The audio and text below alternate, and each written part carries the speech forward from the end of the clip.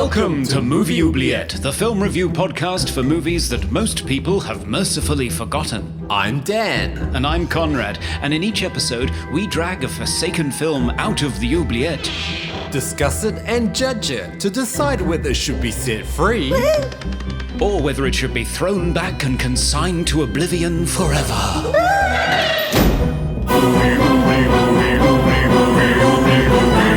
We review the films others tend to forget. Come with us and open up the Movie Oubliette. Greetings, listeners. You are listening to Movie Oubliette, the continental-spanning podcast with me, Dan, entering into beat battles down here in Melbourne, Australia. Oh. And me, Conrad, surrounded by boxes in Cambridge, UK. Exciting, though. In this podcast, we deliberate over genre films, horror, sci-fi, and fantasy because we love rubber monster suits, B-grade acting, and most importantly, the backstory of a car crash film. Conrad. Hello. So what's this you're entering? Oh, beat battles. So last year, there were a few musicians and YouTubers I've been following that have opened up challenges, like remix challenges and sort of sample flip beat battles. And yeah, so I've entered a couple of those recently. Oh, wow. And it's, it just hones my skills in music production and remixing and making music, It's fun. Yeah, it sounds like the good old days on Hit Record when we used to remix each other a lot. Yes. Except there are, I don't know, there's more involvement with these battles. And because it's also live streamed when they listen to all the entries as well, you get like really quite constructive feedback from quite renowned producers and musicians. So it's if anything, it's great growth for music production for me. Oh, fantastic! That sounds really exciting. Yeah, I'm not winning anything, by the way, but I'm entering, and that's what matters. Yeah, you've got to participate, haven't you? Yeah. Sounds good. And you're gearing up for your big move? I am, yes. My big move, 1 mile down the road. Yes. It seems ridiculous to have to go through so many trials and tribulations just to shuffle down the road by a mile. Mm-hmm. But it is a larger property with a larger garden, and I have my eye on a spot in the garden for a podcast garden studio. So, yeah. So, exciting times, yes, but hellish at the moment because I'm surrounded by boxes and temporary clothes, rails and crap. And, right. Yeah. Hate it. But yeah, once the move is over, you're going to be basking in your new location. Yes. So yeah, look out for new room tones that you'll have to remove when you're mixing the final versions of our podcast. But I've kept the same mixing chain for the last, 3 years? 3 years, yeah. Sorry, you're going to have to change it. I'd like to keep you on your toes. All right. So, Conrad, have our listeners been keeping us on our toes, speaking to us in our socials? They have indeed, and we have a new patron, Kevin from Planet X. Oh, okay. Hello, Kevin. I love that username. Hello. He also got in touch with us on Rain of Fire, saying, I remember leaving the theatre underwhelmed by Rain. I enjoyed it, but the feeling didn't linger past the end credits.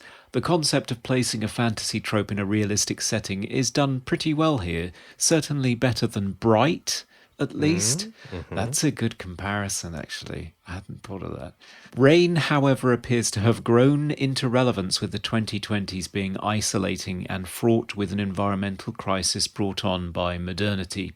I prefer my monster movies with some allegory, and now that Rain has stumbled upon one, it's worth dragging out of the oubliette. Very good point.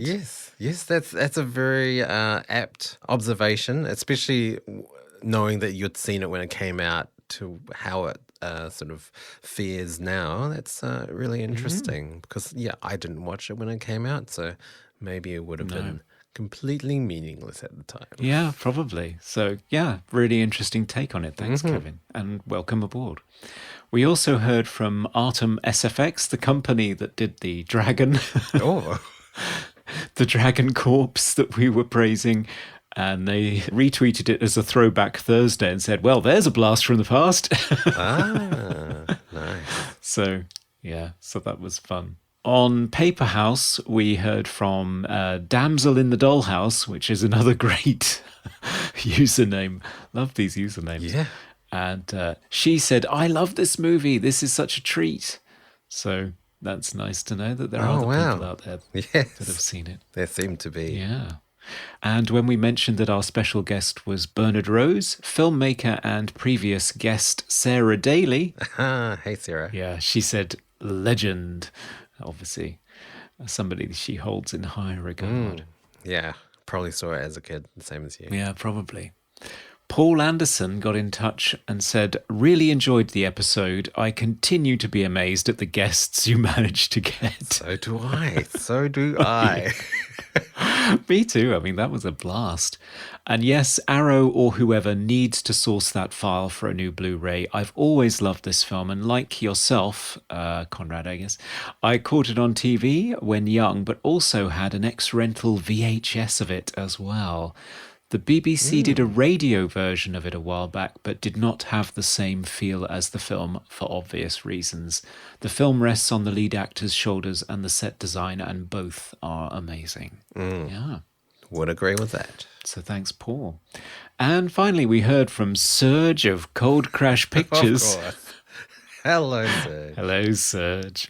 In response to our announcement that we now have hats, blankets, and shower curtains available at Redbubble. So if you want to snuggle up with us in bed or have a shower with us staring at you, then now you can. I'm shaking my head. I know, it's not great, is it? Serge said, you'll do suit separates? I want a movie oubliette cummerbund. Okay. Yeah. Would that look good though? I don't know. I'm not sure it would look great. I'm sure Serge would look great in a cummerbund. In fact, I'm fairly certain he's posted an image of himself in a tux with cummerbund, and I think he looked very dashing. So, Right. Yeah. Thank you, everyone, for getting in touch. We always love hearing from you.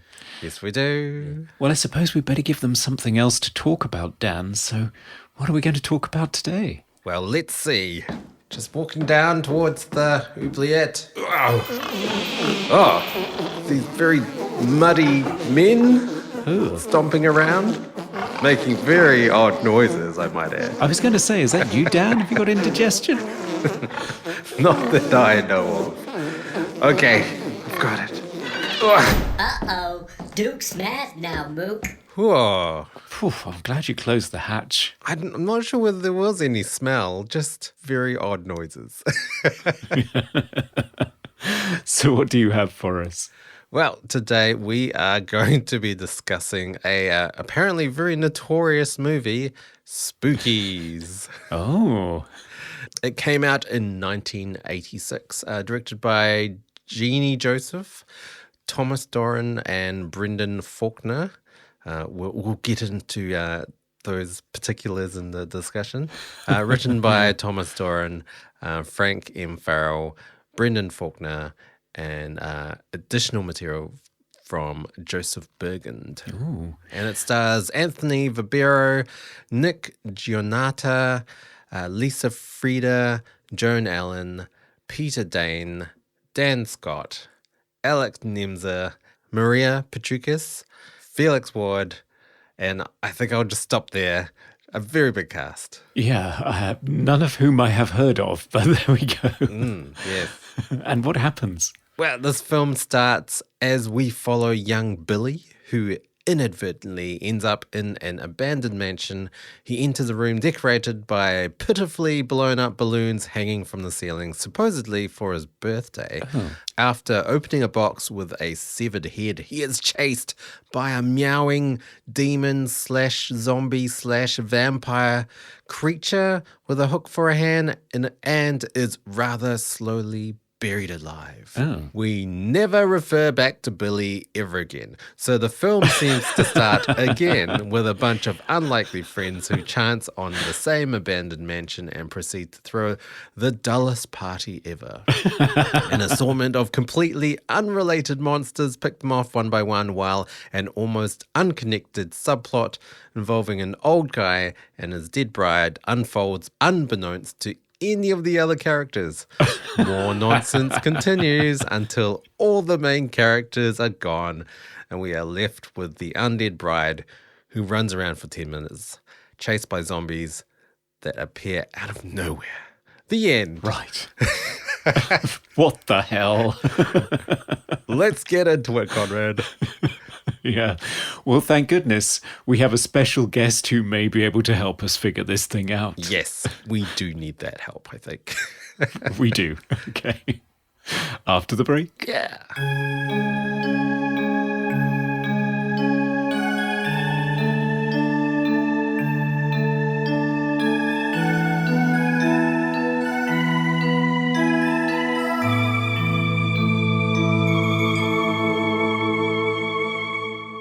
We are very excited to welcome back today an encyclopedically knowledgeable and enlighteningly insightful horror journalist. She's the head critic and chief content creator for Bloody Disgusting and co-host of the Bloody Disgusting podcast, returning champion Meagan Navarro. Hello! Hello, thank you so much. Welcome back. Thank you for having me back. Well, thank you for coming back. You were with us last year for our Halloween special where we were celebrating the anniversary of the Night of the Living Dead remake, which was really fun. Yes. How have you been since then? How are things for you?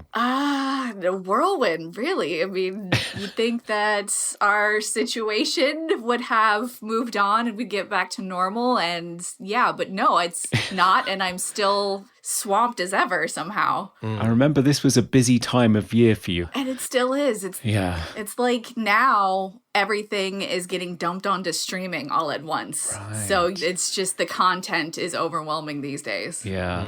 Is there anything that you would recommend to us? Let's see. Across 3 continents, it's a little tricky. I know everybody's excited for Halloween Kills. I just saw Titan, and if you are a big fan of Julia Ducournau's Raw, then I highly recommend Titan. Right. So that's definitely one that to keep an eye out for. Sounds good. So after we finished recording the last episode, we were just chatting and you happened to mention a film, and it's the one we're talking about today. Can you introduce us to it and give us some sort of scene setting for the production history? Whew, where to even begin? So, Spookies.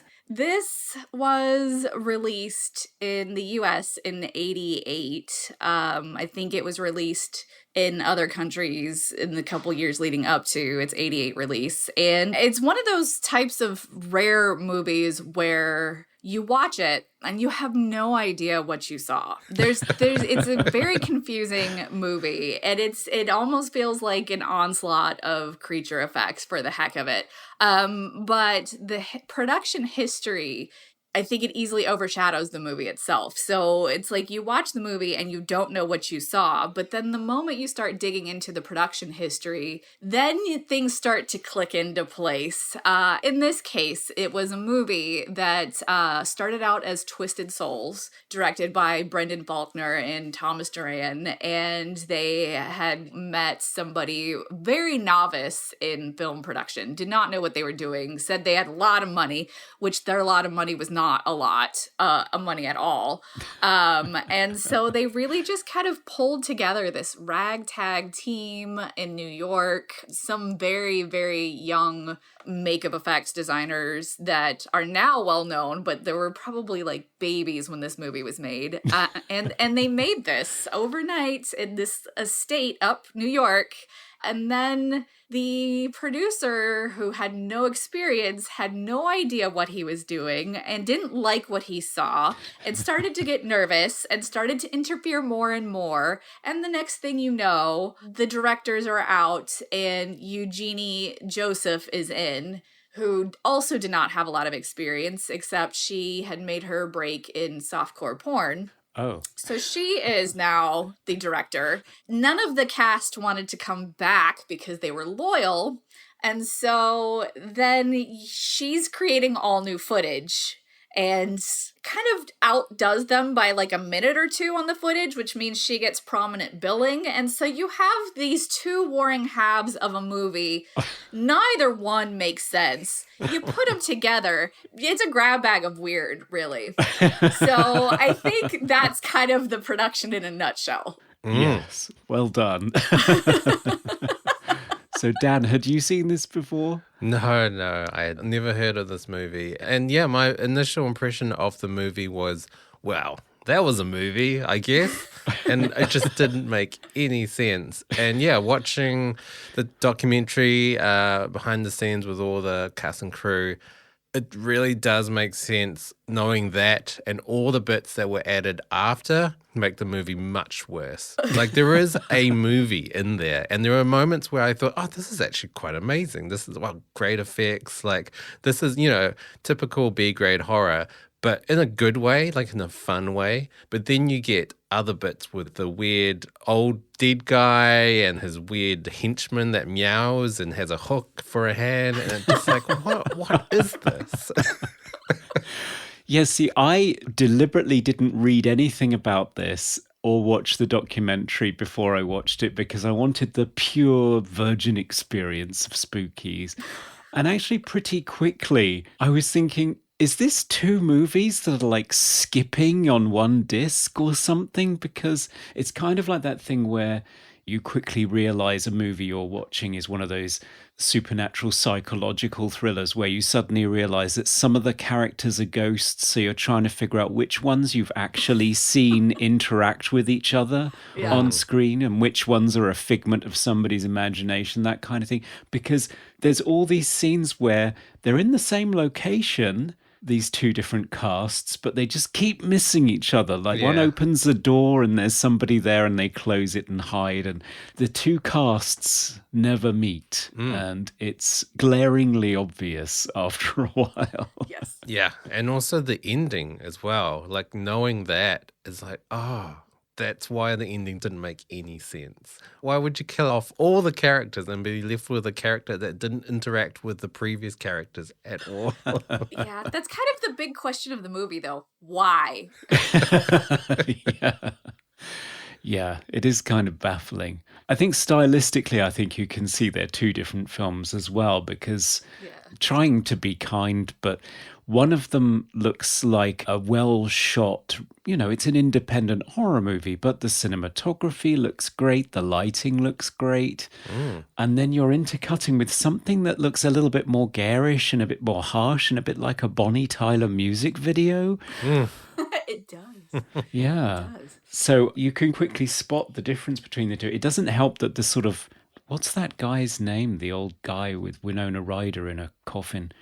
Creon. Yes. Right, yes. He feels kind of like a TV horror host. It just feels like something else completely. It kind of reminds me, I don't know if you saw like Spellcaster or some Charles Band like Full Moon production bad guy that's like, yeah, this is a different movie and you don't really fit with what's happening here. Yeah.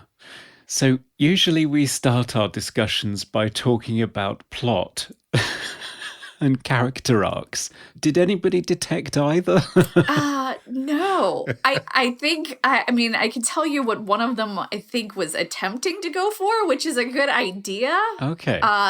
Does not convey it at all. I mean, the one where you have the group of friends in a car who end up at this house, the concept was they uncover this Ouija board that has all these trapped monsters. And the more that they play with the Ouija board, the more that they're letting loose these creatures from the board, which makes sense when you say it. But when you watch it, I don't pick that up at all. No, I didn't really pick that up until maybe 3/4 into the film. Yeah. When they were kind of zooming in on those little stickers on the board. Yes, the stickers. But yeah, I just thought, did they just go to an effects studio and go, okay, what do you have? We'll just take everything and put them in this movie.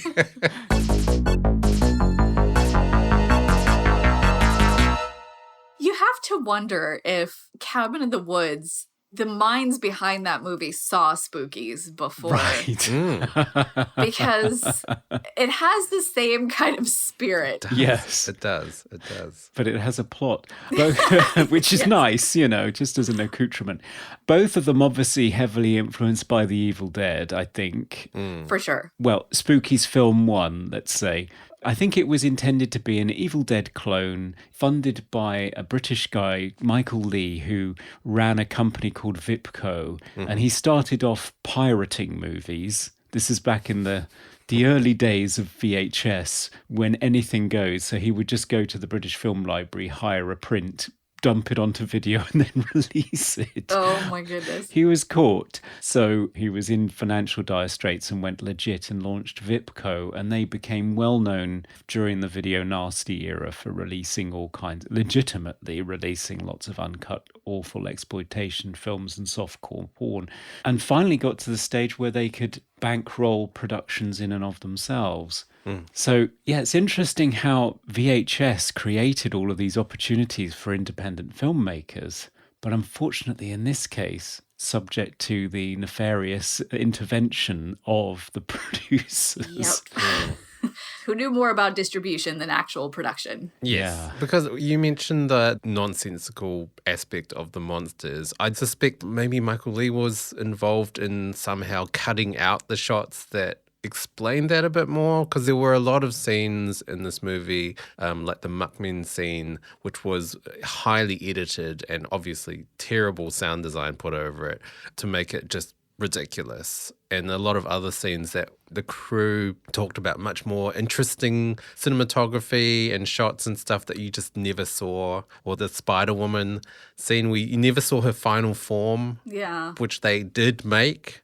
That's heartbreaking for a special effects artist to make such a elaborate and interesting creature and have it not be used. Yeah. It's crazy. But that's also kind of the way it goes, where they put all of this craft into special effects. Some of it gets trimmed, some of it only ends up in 6 seconds worth of footage. And so that's kind of the way it goes. And it's so hard to tell with this movie because, you watch there is a feature-length documentary on the making of.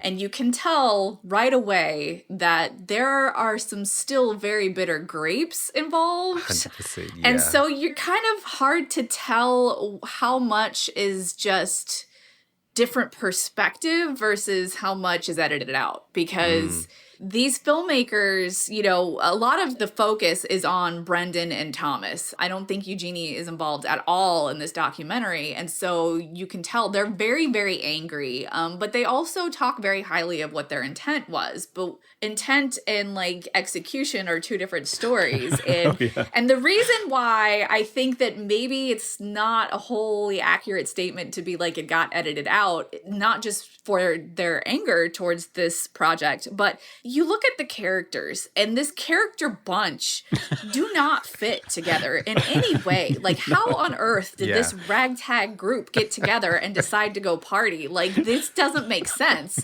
And so that started with Brendan and Thomas, which makes you wonder how effective would their cut be, Yeah, I 100% agree. I don't think the original intention was going to be an Oscar-winning movie at all.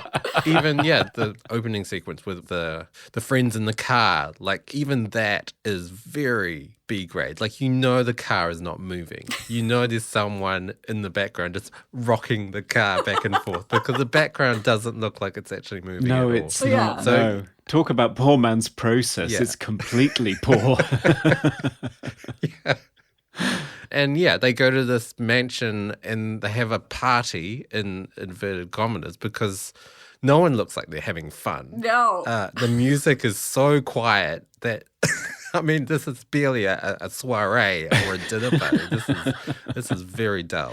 So I don't think it was going to be an excellent film, but maybe a step above what it ended up being. Yeah, a smidge, baby step, probably, Yeah. Because that scene with that kid, Billy, just what?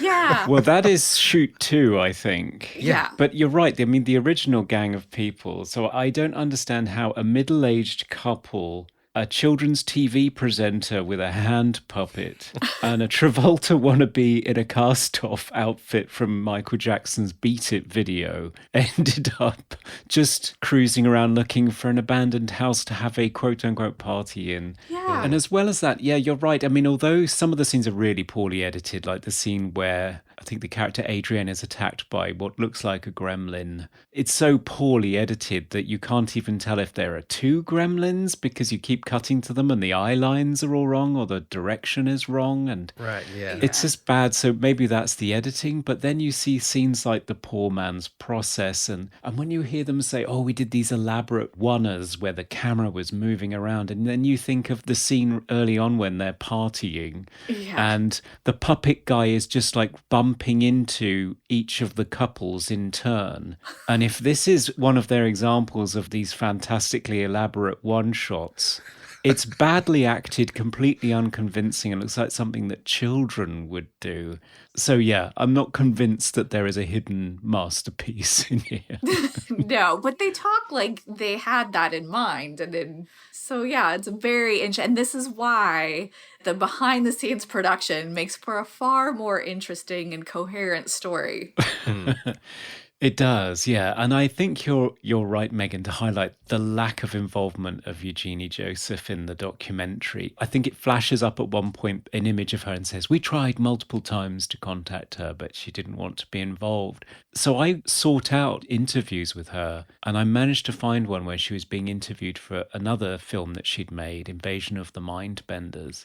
And based on the documentary for Spookies, I'm imagining some Yoko Ono figure, some evil, maniacal, power-hungry monster. Right. And she is just the loveliest, most soft-spoken, intelligent lady who now dedicates her life to therapy for veterans. Oh. And is really pleased about the things that she did with low-budget movies and how much fun it was. And they did the best they could with the money they had, and it was a good time. And just all enthusiasm and good intent. Yeah. And so I can't reconcile that with the image of her that they portray in the documentary at all. They mention the actress who was Creon's victim, Maria Pachukas.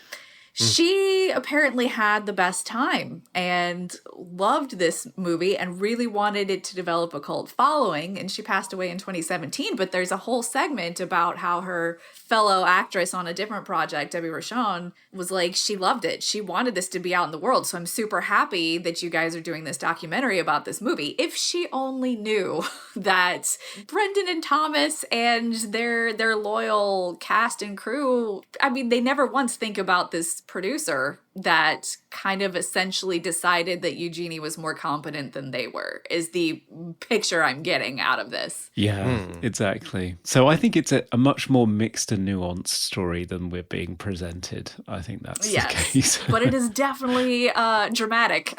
It is. Far more dramatic than, the final product. Yeah. Yes. I mean, the cast and crew do depict Jean Joseph as being sort of the evil replacement director, editor, but there are moments where you think, I think she did have best intentions. Like, they talk about the Muckman scene and how the sound designer put all the fart sounds in. And she was completely against that scene and that sound and wanted to walk off the whole production. So I do feel like she did have best intentions, but the evil overlord Michael Lee looming over seemed to have last say. Yeah. And he was the guy that I think one of the anecdotes they share is that he turned up on the set one day and said, "Good news, I can get a gorilla costume." And they said, "Great. Why? Why do we want one?" It's got everything else. Why not? Yeah, it can pop up here and there. Yeah. His idea of movie making was not great, I don't think. Oh, awful. I love that story where they were going on about the editing and how Michael Lee was saying, oh, this is too slow. And it just had a person walking across a room. He said, just cut out the middle bit. And they were trying to explain to him, but it's going to look weird. It's going to look like it's jumped a frame. So they did it to show him, and he just thought it was fine. But it looks ridiculous. Yeah.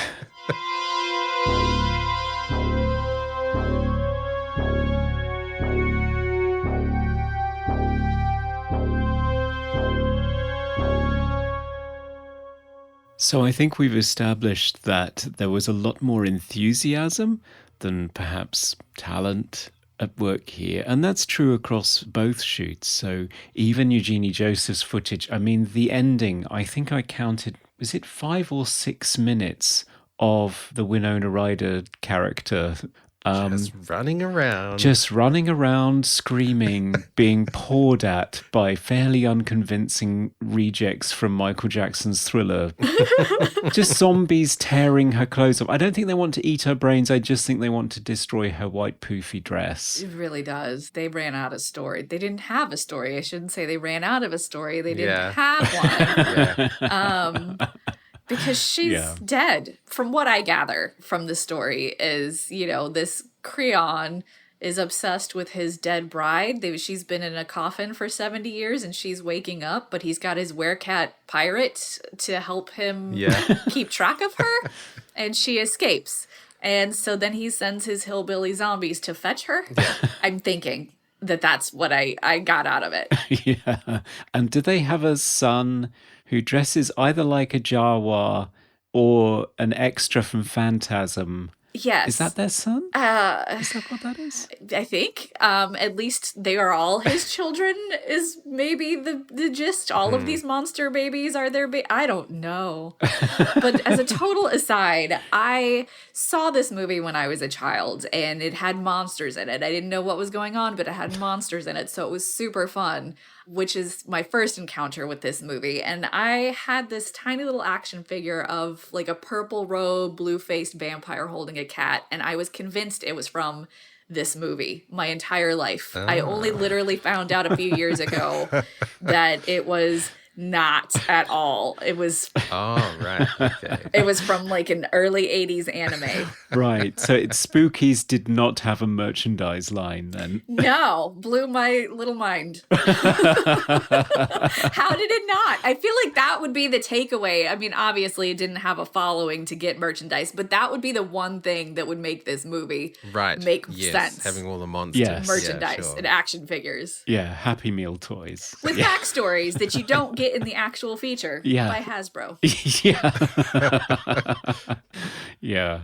Well, it feels almost as though it is aimed towards children, though. It's funny you say that because, I mean, even the title Spookies and the way that it flies into a skull that's serving as the dot over the top of the eye, and you think, hang on, is this a ripoff of Goonies, or do they think it is? I don't know. I mean, that's clearly how I ended up seeing it at way too young. And, I thought I just was too young to make sense of it. But turns out, no. I don't really know what the plan was. And that's probably the problem. Is it's just like, we're going to make Evil Dead. For kids. Yeah, it did remind me a little bit of Monster Squad as well, with the assortment of monsters.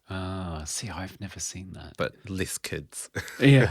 It is a catchier name, though, than Twisted Souls. I feel like Spooky somehow fits it overall better than Twisted Souls. Yeah. Twisted Souls just reminds me of Twisted Sister. So I think hair metal band when I hear Twisted Souls.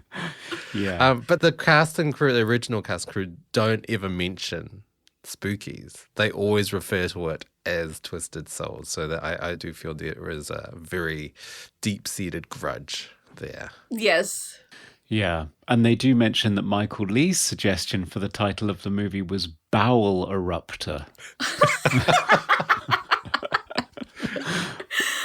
I mean, yeah. This all goes back to the Muckmen, doesn't it? Oh, of course. It really does. Bowel eruptor and farting Muckmen. Yeah. Yeah. The Muckmen scene really was the moment when I just thought, what the hell? I know. I've never seen such a misstep in terms of sound design. I just... so bad.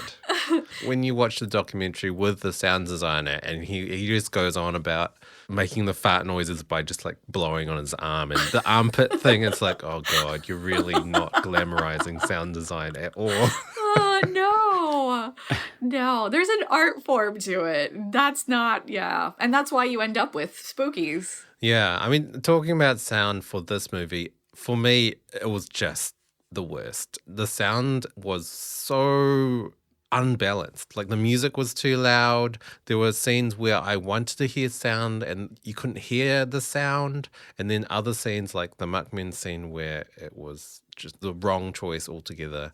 And his interview when he talks about like making all the goopy sounds and he just like lubes up his hand and gets a chicken and just fist fucks a chicken. His words, not mine. Oh my. And it's just, I don't know. He just seems like very inexperienced for the role. And he did mention he came from more of a porn movie background as well with sound. So I don't know. I'm not sure.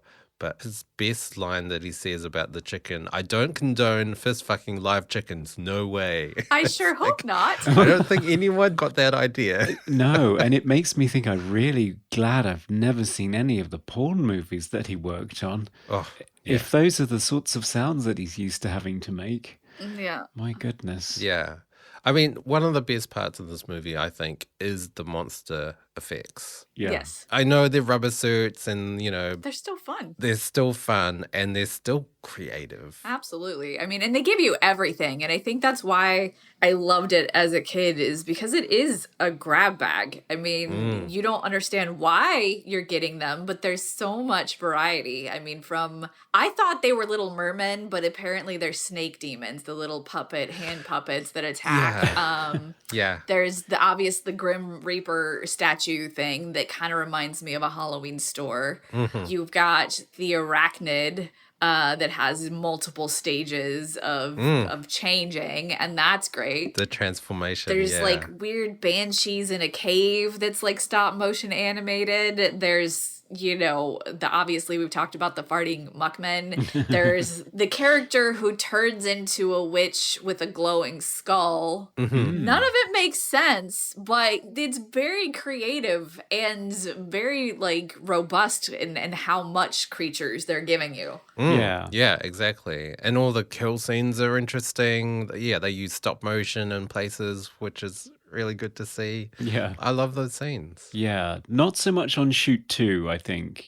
Some of those effects, not so great. The witch puppet that attacks Isabel, the dead wife character, it looks like something from the children's TV series Terrorhawks in the UK. Right. And what I love about that is actually on second viewing, because, for research for this, I watched it twice. You can clearly see the puppeteer in the bottom left hand of the frame. Oh, and he's wow. there for ages and then just suddenly realizes that he's in shot and comically ducks out. So inept, the movie. So inept. Yeah, I mean, in terms of like production design for Inept, that Billy party scene, the birthday party where he goes into the room and there's all these balloons, but they're like half blown up and they're dangling from the ceiling instead of being filled with helium. It just, I don't know. It's just so hard to explain how terrible that scene is. And when he gets buried alive by the henchman werecat character, it's just excruciatingly slow. Like there's just not much dirt being piled on him and his death is just unexplainable. And he's not even covered with that much dirt. I don't know. Nothing is explainable. This is unexplainable and inexperienced, the movie. I mean, who did the costume design? Because why is this werecat dressed like a pirate? Why is one of the party goers dressed in, a knockoff Michael Jackson costume that does not fit? Like, and who decides to go cruising for a random place to have a party? Yeah. I'm sure one of them had to have a house. Couldn't you have had these people? It's not like you're having a rager.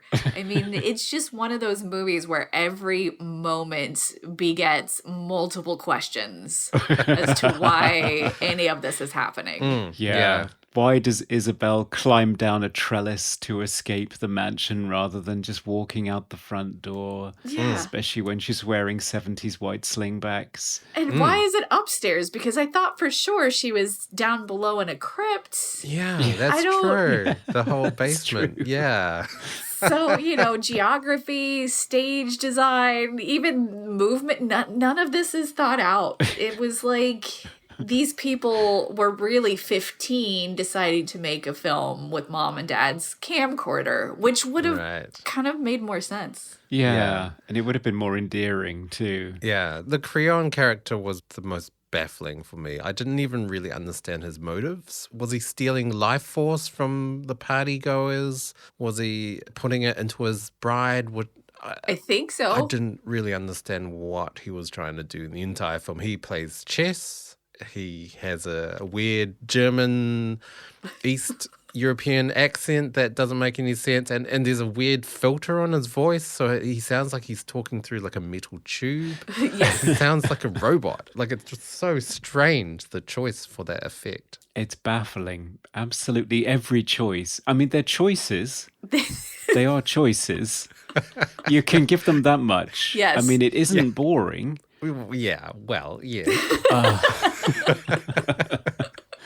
And the music. I mean, you mentioned already, Dan, that you thought it was too loud. What did you guys think of the music overall? It was just present. A lot of chimes and dings and, I don't know, a lot of metallic sounds, but nothing I could really remember. No, same for me. So it's James Calabrese and Kenneth Higgins. And those are not names that I've come across since. No. So. Nope. I don't, there's not much to say. Like, I just found it, most of the time just too loud. Like, I couldn't really hear the dialogue in places, or there was just no sense of tension. Like, you need to really take out music and have big stings or big loud jump scare stings to really be effective, but there was none of that.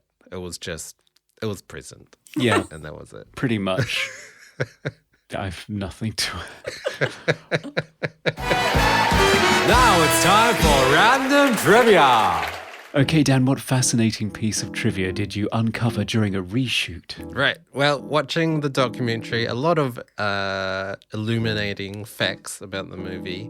There's one part of the film that really made me chuckle is when the actor Anthony Valbero, that plays Dave, is talking about a scene where his character and the Adrian character played by Charlotte Alexandra are running outside and they're sort of ducking and weaving. Supposedly there was supposed to be special effects of ghosts swooping in and sort of terrifying them, but they never put that in. So he describes it as seem to have Tourette's. They're ducking and flinching at nothing. And it's so funny to rewatch that scene.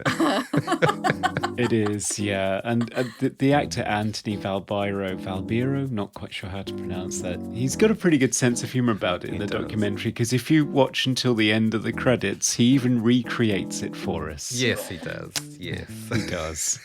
Yeah, 30 years on, he does it again. Yeah. And that's our trivia. Coming to you live from the Movie Oubliette Theatre, it's the prestigious Mobley Awards. It's the Mobley Awards. It's where we present our favourite monster for every occasion in parts of the film in the number of where did these zombies come from categories. Best quote. I don't know that I have a favorite quote. I'm sure it has something to do with the reference to Mookie the puppet, because that guy loves to name drop his puppet Mookie. Oh, yeah. Yeah. And isn't he wearing a T-shirt that has him with the puppet Yes, on it? in case you forgot. Yeah. Okay. Well, mine comes from Adrienne. She's my favorite character. Right. She's like half of a beige power couple. I don't know why they're there either.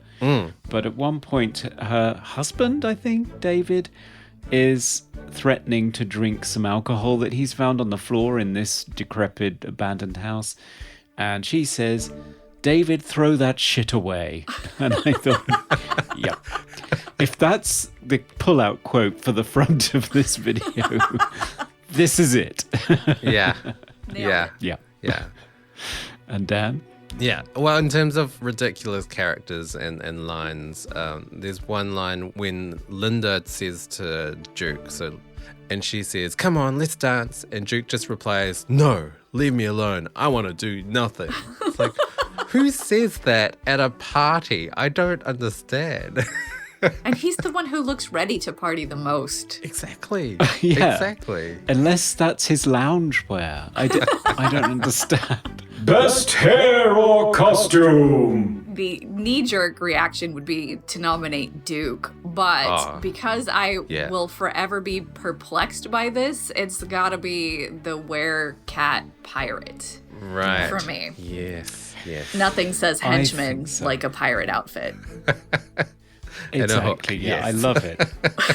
He's wearing a gold lame waistcoat, cowboy spurs, has a hook for a hand, and like a flouncy shirt. It's like the kid that couldn't decide which Halloween costume he was going to wear this year, so he kind of just rolled in all of them and just saw which stuck, you know. What a trendsetter. Yeah. I know. And he has the vampire teeth that they never really talk about. Like, there are vampires in this movie and zombies and just no explanation at all. No. I mean, we haven't really described Duke's outfit. Is it PVC, rubber, some sort of shiny material with just latex zippers that just gosh. crisscross it for no reason, that don't have any function? Yes. Yep. Most 80s moment. The outfit, I mean, I think Duke for sure is like, if you ever want, because you have the bride who looks like she's from the 70s. And then you've got the sweater wearing couple. So I feel like Duke and his partner probably best show you. Really rich, I guess, could be too, wearing a t-shirt of himself with his puppet. I mean, that the half of the party goers, I think, really depict 80s. Yes. How about you, Dan? I'm gonna just go for the obvious, the monsters, especially the snake demons, because small creatures with animatronic moving parts it's 80s to a T. And I did really like it. I mean, it was confusing with whether there was one or two and where they were, but it really exuded that sort of 80s small creatures terrorizing people aspect. Yeah. Not many animatronics, though, it has to be said. I think No. there's like one or two things Some in there. eye movement. That's all I need. Favorite scene? I think that it's going to be Rich encountering the Spider Woman. It's just he slipped I'd right agree. out of the movie he was in into a very different movie. Yeah. And the entire thing is just so bizarre, but it's well done within the context of Spookies. It's fun. It's really fun. I like that scene a lot. Oh yeah, the production design. It is 100% from another movie, and you have the Asian woman that you've never seen at all throughout the movie, and the transformation. And I know it's a little bit hokey because you never actually see any on-screen transformation. It's always like, this is what she looks like now. Let's cut away. This is what she looks like now. Let's cut away. Yeah. So I know it's a little bit clumsy, but I did really love the sort of end result of the spider and the head like growing and all the little weird bladder bits and the arms. Yeah, it was a really standout moment for me. Yeah, me too. I thought that was a great scene. We've got to say something about the Muckman scene, though. And not just because it is just side-splittingly hilarious how bad the sound design, how ill-advised the farting noises were, but I will actually give it chops for one thing, which is that the thing that kicks it off, which is that these hands burst out from the ground and grab Linda, it really does misdirect you. It's actually a jump scare because the dialogue completely misdirects you as to what is about to happen. And I thought, wow, an actually well-orchestrated horror moment. Well done. And then the farting. Most cliche horror moment. Probably the nonsensical 6-minute run in the woods of the bride tripping all over herself and screaming and getting pulled at. Yeah. I feel like that was so I mean, besides not having a point, it was definitely cliche. Yes. It was just cut out of any zombie movie ever made, pretty much. Yes. Yeah. Insert damsel in distress here. Exactly. Yes. Horror cliche for me, the Ouija board that unleashes evil on everyone. If you have a Ouija board, it's evil in every horror movie ever made. And I love how they redesigned it because of copyright issues. Because Ouija is a board game, isn't it? It's been trademarked. But I mean, I feel like you could get away with it. You know, like Amityville 3D. I think they literally wrote out the alphabet on slips of paper and tore it out and used a glass. And I think that was a way to... This doesn't... If they didn't tell me it was a Ouija board, I never would have guessed it was a Ouija board. Neither. Best special effect. It's got to be the Spider Lady, hasn't it? Yeah, I would say that. Yeah. Yeah. I mean, they were really well designed, different stages, and you saw the head change shape and bits of it opened. And I thought it was a really good effect. Yeah. And those guys have gone on to, long and storied careers in various horror properties that Absolutely. everyone would recognize. So Yeah. Favorite sound effect? there's only one sound effect to talk about in this movie, and it's not because it was good, but it was certainly memorable, which is all the farting. Yeah. There is one sound that precedes that scene, though I think it is in the same scene as when Duke is adjusting the light bulb, and it's the weirdest electrical sound. It's like a I don't know. It doesn't sound like what it's supposed to sound like.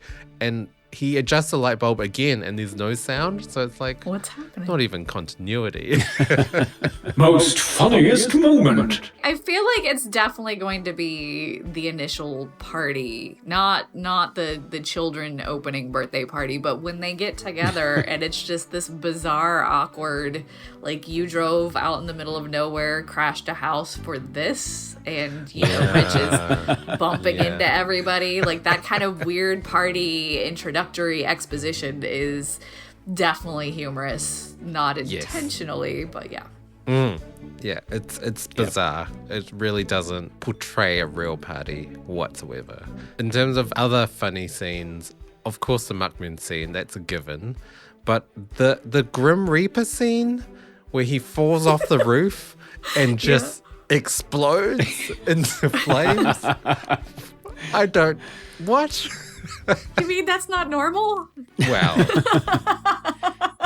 I mean, maybe if he hit a car. Oh, only if he hits a car, of course.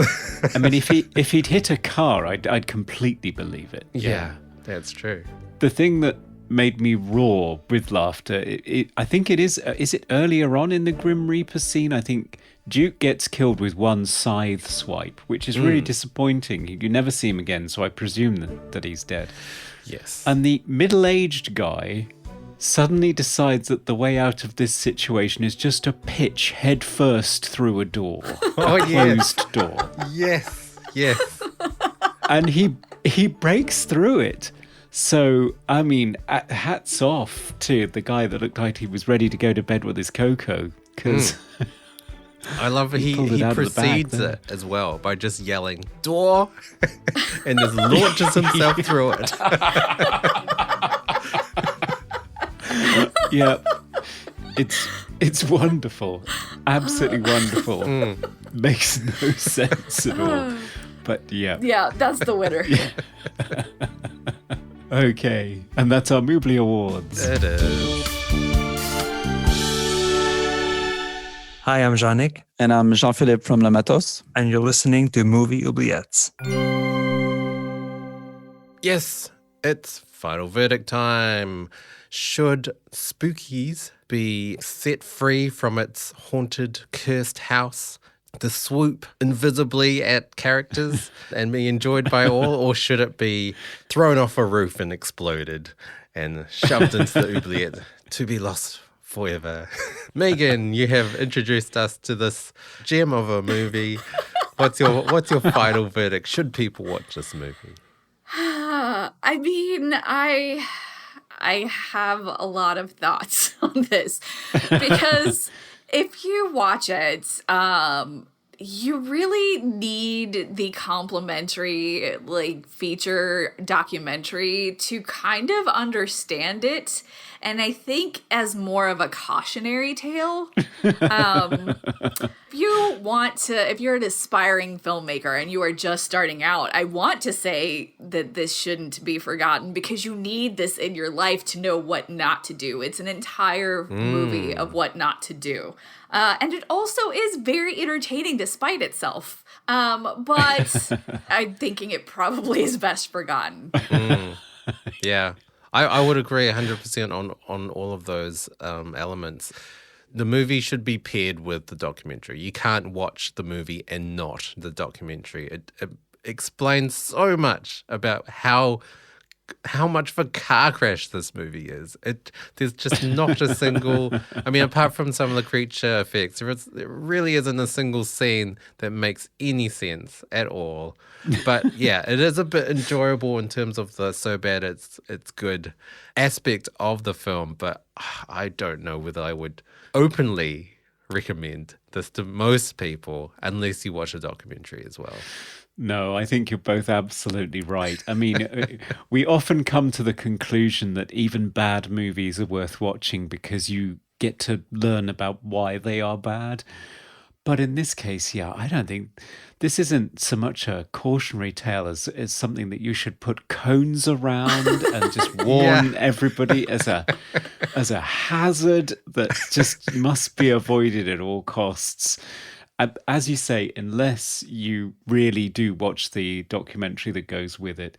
And if you're going to do that, I really would recommend watching the film first and going in cold. And then watching the documentary to figure out what the hell just happened. Yeah. But in terms of would I stop someone on the street and say, your life is incomplete without Spookies?